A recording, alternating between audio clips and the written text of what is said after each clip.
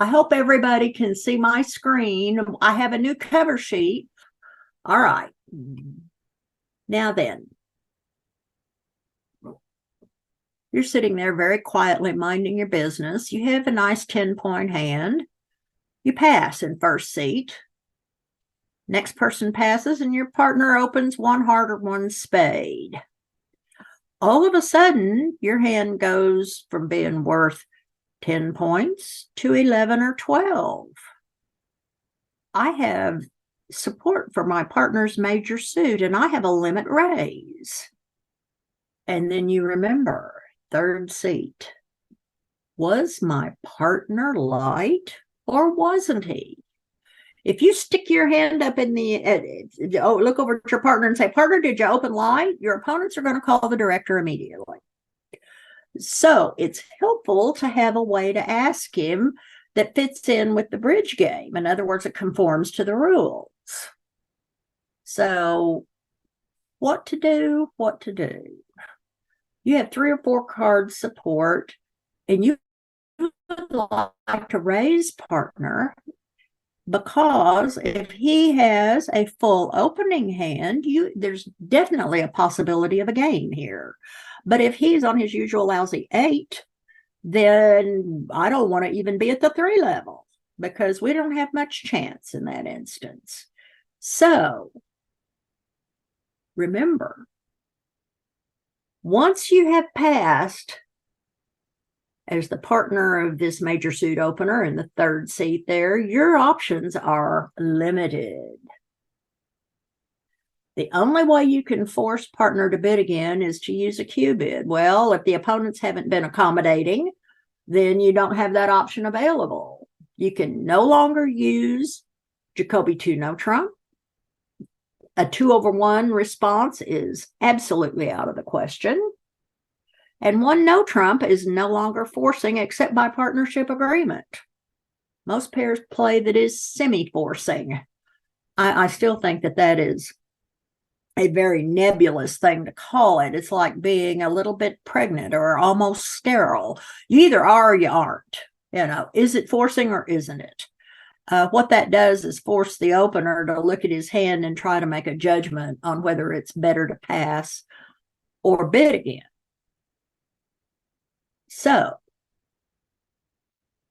a 2/1 response is still possible. For instance, if partner opens a spade and you have 5 hearts and at least 10 points, you can still make a 2/1 response, but it is not forcing the game. So, but bidding 2 clubs or 2 diamonds isn't a really good option for you because most of the time, if you can't play partner's major, you want to play no trump. So 2 clubs and 2 diamonds would not be often suggested as the trump suit when your partner has a nice major suit. So that leaves 2 clubs and 2 diamonds for other uses. And, Mother Nature abhors a vacuum, and so do bridge players. If there's an unused bid out there, somebody will find a way to use it. And Mr. Drury found a way. So supporting partner is generally considered the best thing that you can do in the auction portion of the game.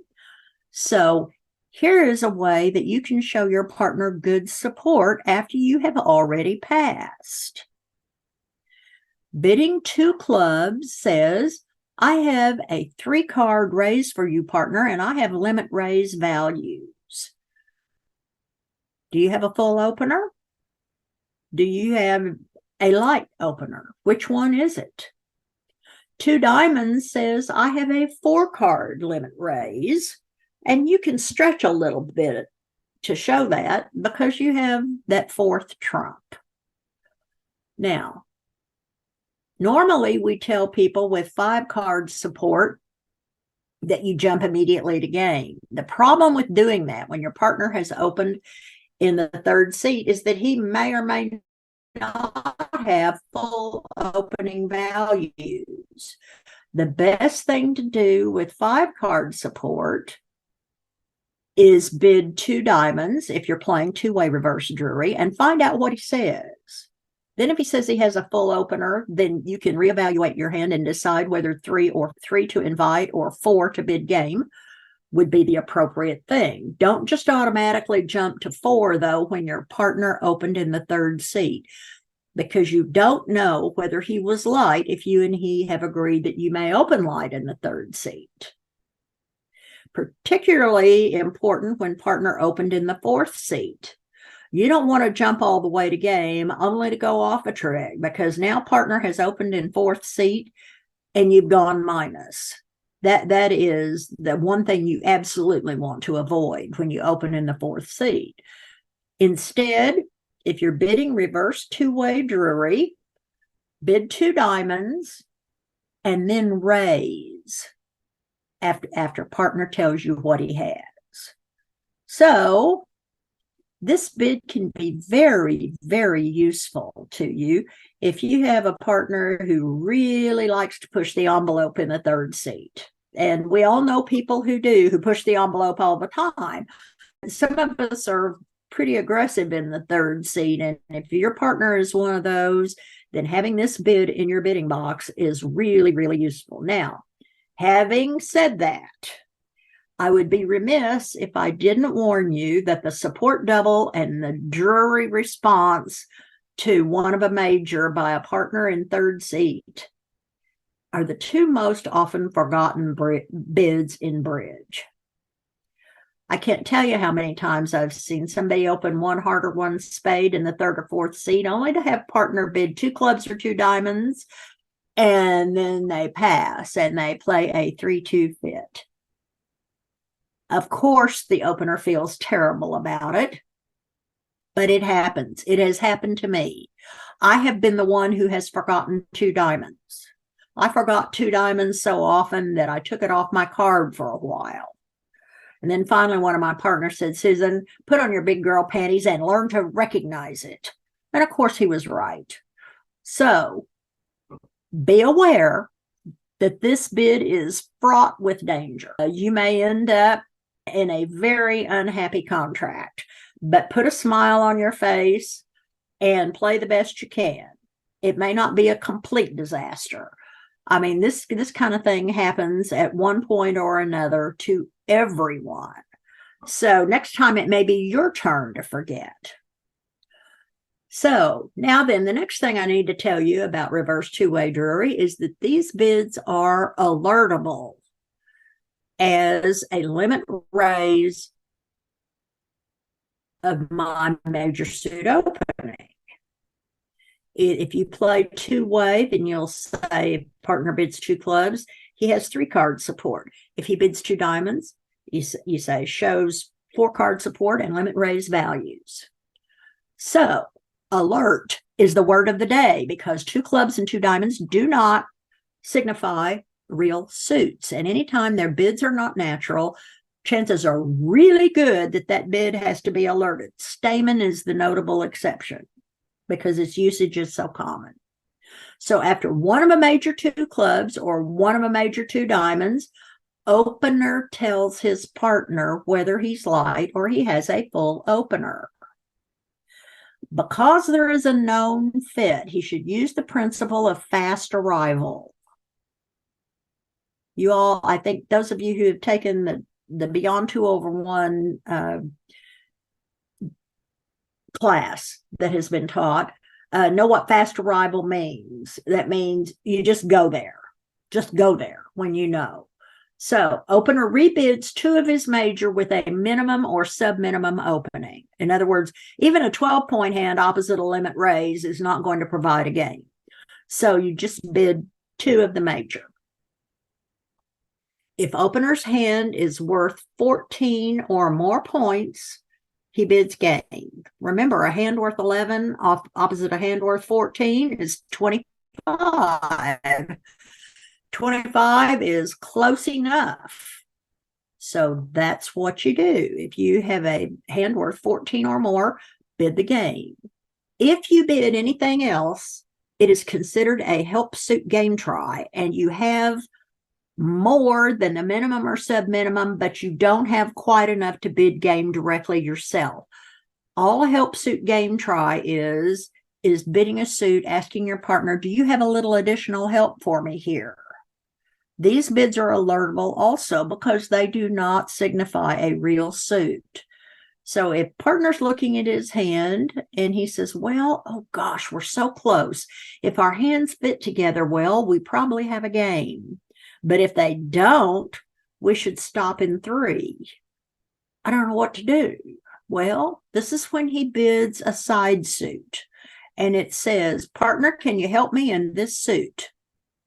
Generally, your partner has two losers or more in that suit.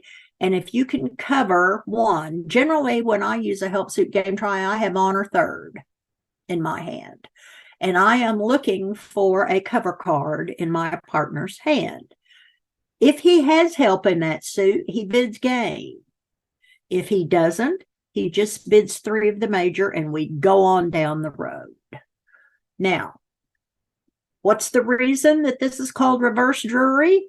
Well, it's like a lot of other things. When it was first developed, you bid 2 spades if you had the full opener, and you bid another side suit if you didn't, expecting responder to bid 2 of your major suit. But people decided it worked better the other way. So consequently, it is now known as reverse drury, and nearly everyone plays reverse drury, not just drury. So you have to consider, number one, what you have given up. You have given up the ability to bid 2 clubs or 2 diamonds naturally after your partner opens one of a major in 3rd seat. This is very seldom going to be an option that you will want to use. So you're not giving up very much to use 2 clubs and 2 diamonds as reverse drury, 2-way. The other thing that most people want to think about is, what if the openers, say you're opening in 3rd seat, what if my left-hand opponent interferes? What happens? What if he bids 2 clubs or 2 diamonds? Now I'm sitting here thinking, oh my gosh, what am I going to do? What am I going to do? Well, there are 2 options for using drury over a takeout double. One of them is just to ignore it and say reverse drury is on over a double. After all, it takes no bidding space at all. Other people prefer to use redouble. The problem with using redouble is that most of the time redouble denies a fit. So you never know when your partner redoubles there, if that's the way you're going to do it, whether he has a fit or not. I personally think it is really important to confirm a fit as soon as possible. So I prefer to say, if my left-hand opponent doubles, reverse drury is still on. Now, if there's a bid, it becomes a problem. If you've opened a heart and they bid a spade, okay, that's not horrible. Particularly, though, using a Q bid of 2 spades forces you to the 3 levels. So the usefulness of the Q bid when you've opened a heart and your opponent's bid a spade is limited. Same thing if they they overcall 2 of a minor.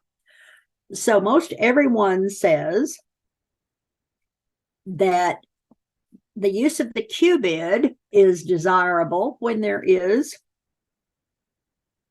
a bid of a suit in the by the opener's left-hand opponent.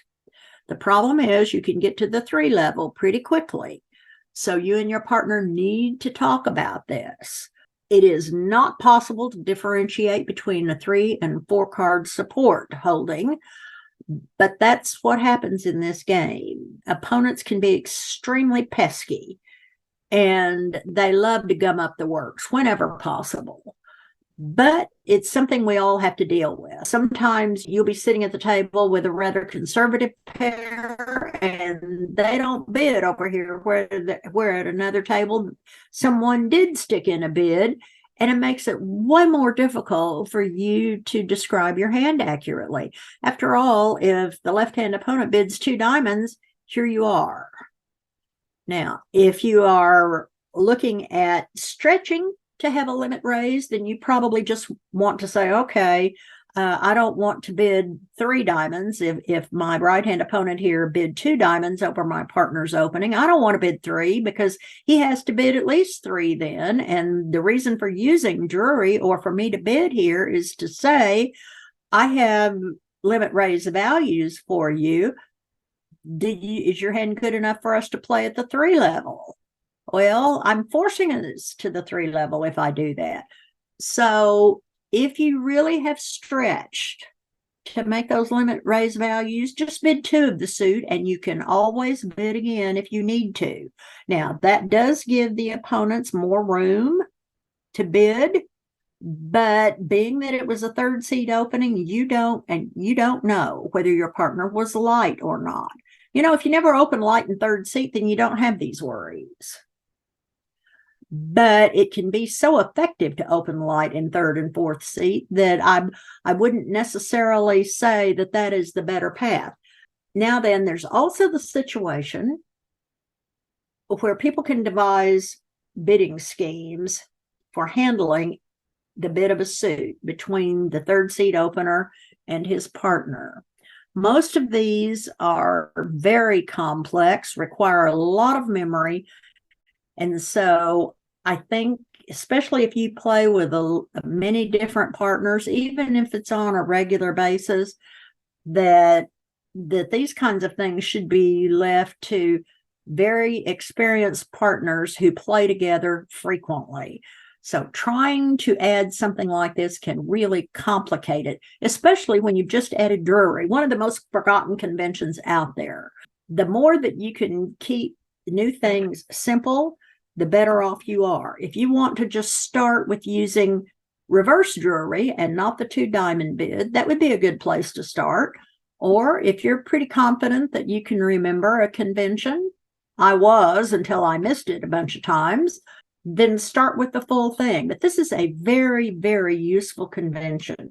Can differentiate between 3 and 4 card support. Remember, a 9 card trump fit will make a game a lot of times on 23-ish points rather than the 26 needed, particularly if the short trump hand, the 4 card trump hand, has shortness in it somewhere. The 9 card trump fit is worth the effort to find it. So that's all I have this morning. If anybody has any questions, feel free to speak up.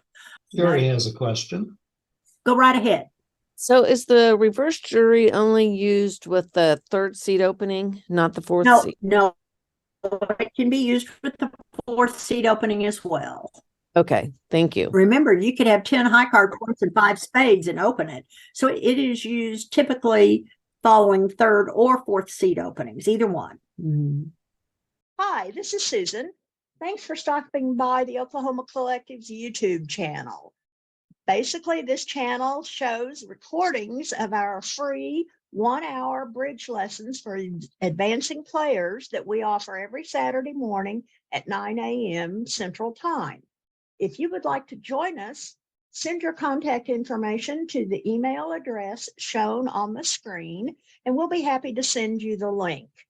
If you would like to follow our channel and be notified when a new recording is uploaded, just click the Oklahoma Collective button below. Thanks for stopping by. Bye.